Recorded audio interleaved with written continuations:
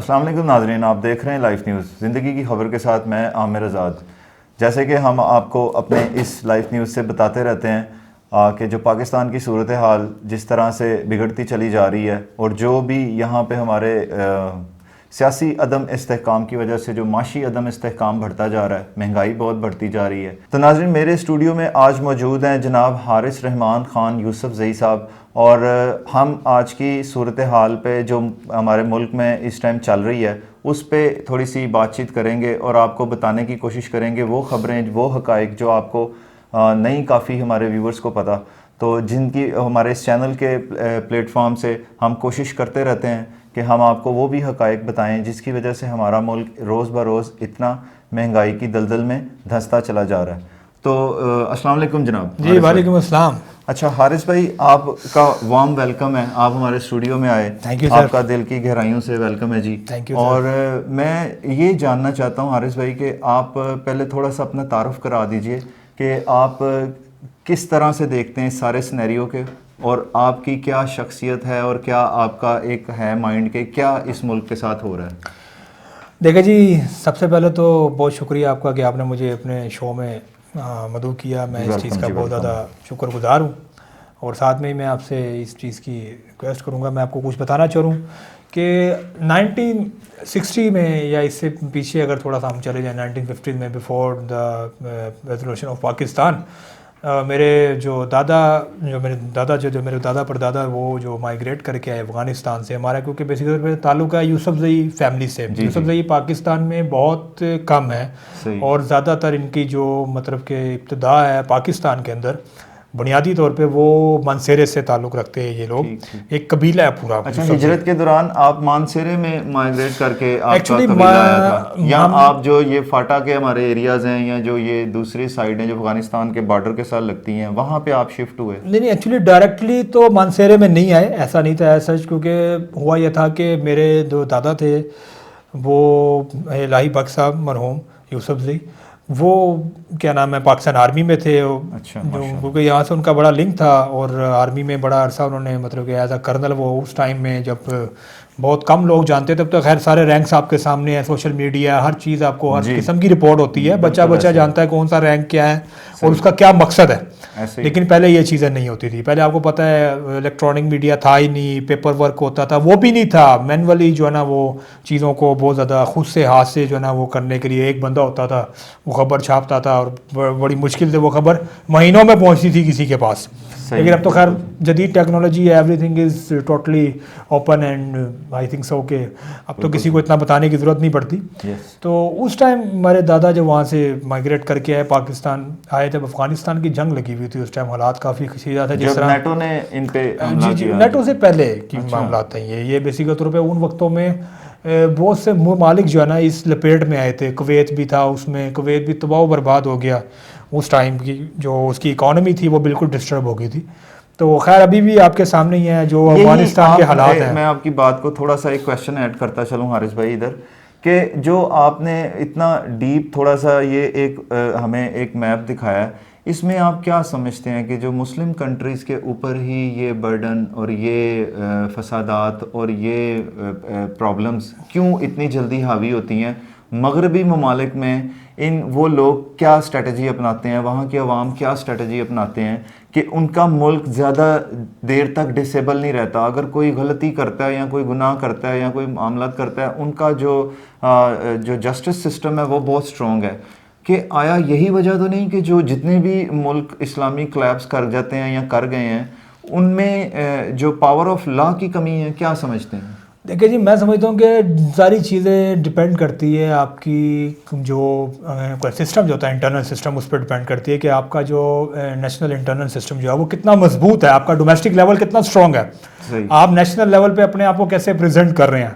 ہمارے ساتھ جو ابھی پچھلے کچھ عرصے سے جو پرابلمس چل رہی ہے، آپ نے جس طرح دیکھا کہ ہمارے ملک میں جو سیاسی استحکام ہے وہ ابھی تک جو ہے نا اسٹیبل نہیں ہو سکا، اور میرے خیال سے وہ اگر اس طرح کی کنڈیشنز رہی کہ آج ایک نے آواز اٹھا دی دوسرے پہ، دوسرے نے تیسرے پہ ڈالی، اس سے ہمارے حکمرانوں کو تو میرے خیال سے کوئی خاص نقصان نہیں پہنچ رہا، لیکن ہماری جو عام عوام ہے ان کو آپ دیکھ لیں کہ کس قدر جو اب مارکیٹ میں آج کل جو نئی ٹرینڈ آ گیا ہوا ہے، آٹا نہیں مل رہا، جو مرغی کا گوشت ہے وہ نہیں مل رہا. بیسک کے پیچھے عوام رول گئی ہے. ہر چیز یہ دیکھیں عوام کو کیا چاہیے, عوام کو آپ کیا کہیں گے, عوام کو آپ کہیں گے چارٹ آف اکاؤنٹ اسٹیبلٹی کے اوپر آپ کام کریں, عوام کو آپ کہیں گے پالیٹکس کیا ہوتی ہے, ہر بندہ پالیٹکس کے متعلق نہیں جانتا.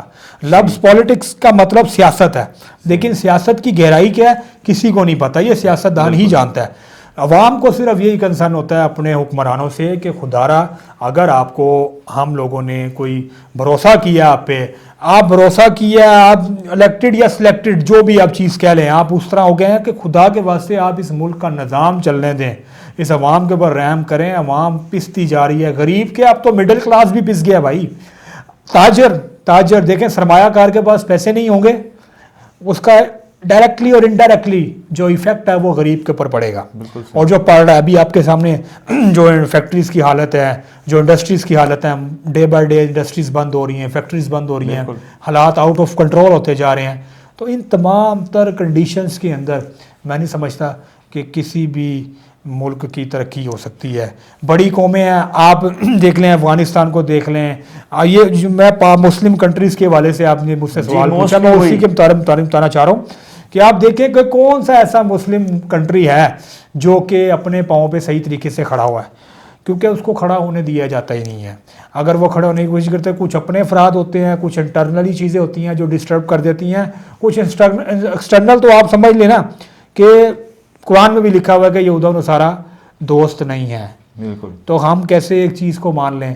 ابھی آپ دیکھیں کہ خان صاحب کے ساتھ جو معاملات ہو رہے ہیں, ان کی پارٹی کے ساتھ جو معاملات ہو رہے ہیں, دیکھیں اچھے برے افراد سب جگہ پہ ہوتے ہیں, لیکن ایک انسان جس کو آپ یہ دیکھ لیں کہ اس کو کوئی چیلنج کرتا جا رہا ہے, اس کو ہماری جو گورنمنٹ ہے, ہماری جو پی ڈی ایم کی جو 13 جماعتیں ہیں, اتحاد ہے, ان کو کیا نام ہے چیلنج کر رہا ہے, لیکن کہیں پہ بھی ان کو ابھی تک کہیں بھی پکڑ نہیں سکے. اس کی وجہ یہ کہ وہ انسان اپنے آپ کو ذہنی طور پہ بھی, ایمانی طور پہ بھی اور بنیادی طور پہ بھی وہ کلیئر کر چکے ہوئے ہیں.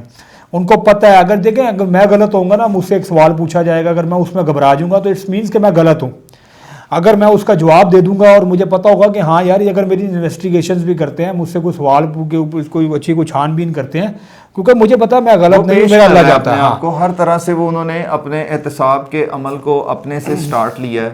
اور میں یہ سمجھتا ہوں کہ جس طرح سے آپ نے یہ پوائنٹ ریز کیا ہے کہ اگر ہم موازنہ کرتے ہیں, میں آپ سے ایک اور کویسچن کرنا چاہ رہا ہوں کہ اگر آپ دیکھتے ہیں کہ ایک ٹائم ایسا تھا کہ جتنی بھی یہ اس ٹائم پی ڈی ایم کا مجموعہ ہے, یہ ایک دوسرے کے مخالف تھے, یہ ایک دوسرے کو 5-5 سال کرٹیسائز کرتے تھے, جھوٹی اپوزیشن کرتے تھے, اور جیسے ہی ایک تھرڈ پارٹی آتی ہے جس کے پیچھے 26 سال کی سٹرگل ہے. میں اکثر اپنے پروگرام سے حارث صاحب بتاتا رہتا ہوں اپنی عوام کو, اپنی قوم کو, جو کہ 70% میں سمجھتا ہوں کہ لوگوں کو اویئرنس آ چکی ہے, ان کو یہ آئیڈیا ہو چکا ہے کہ جب آپ کے گھر میں کوئی فرد ایسا ہے جو دوسروں پہ بوجھ ہے.